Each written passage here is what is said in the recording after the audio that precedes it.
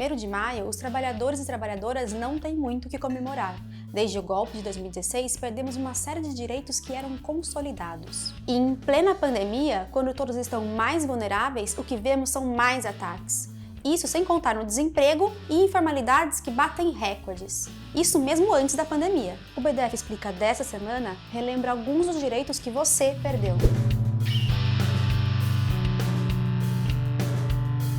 Aprovada em julho de 2017, a reforma trabalhista foi uma das principais bandeiras do governo de Michel Temer e dos setores que protagonizaram o golpe de 2016 que tirou a presidência Dilma Rousseff.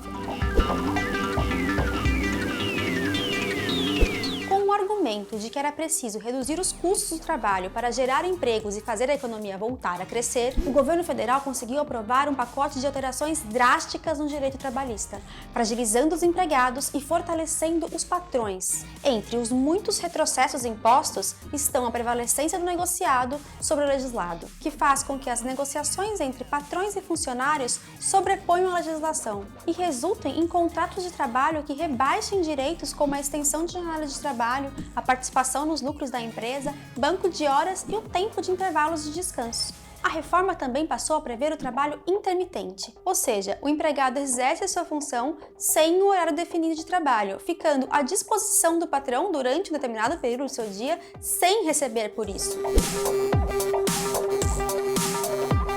Se a reforma trabalhista prometia aumento de empregos e crescimento da economia, quase 3 anos depois, o que vemos é exatamente o contrário. E mesmo antes da pandemia de coronavírus, o que víamos eram filas quilométricas em busca de empregos e recordes de trabalhos informais ou precarizados.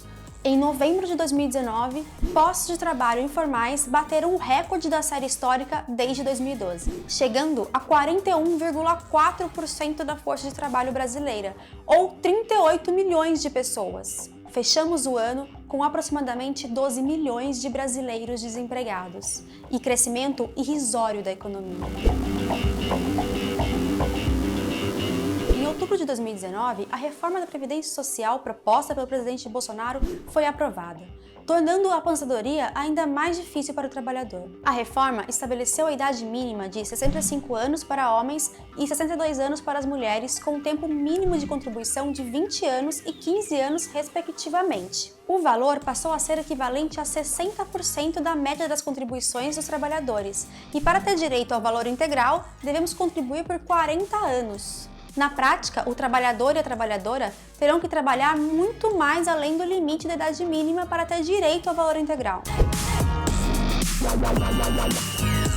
E no meio da crise gerada pela pandemia do coronavírus, o governo que deveria apoiar os trabalhadores mais vulneráveis tem mais uma vez se colocado ao lado de banqueiros e patrões. Medidas como a MP 927, que permite a redução de salários e a suspensão de contratos de trabalho, são um bom exemplo disso. Outro exemplo é a renda emergencial. Os primeiros 54 bilhões de brasileiros beneficiados na primeira edição do projeto de lei custarão aos cofres públicos 59,8 bilhões em 3 meses. Já a ajuda aos banqueiros foi de 1,2 trilhão. E como se não bastasse, mesmo após a MP 905 ter caducado, o governo tenta retomar a votação da carteira verde e amarela, que representará ainda mais precarização aos trabalhadores, sobretudo os jovens.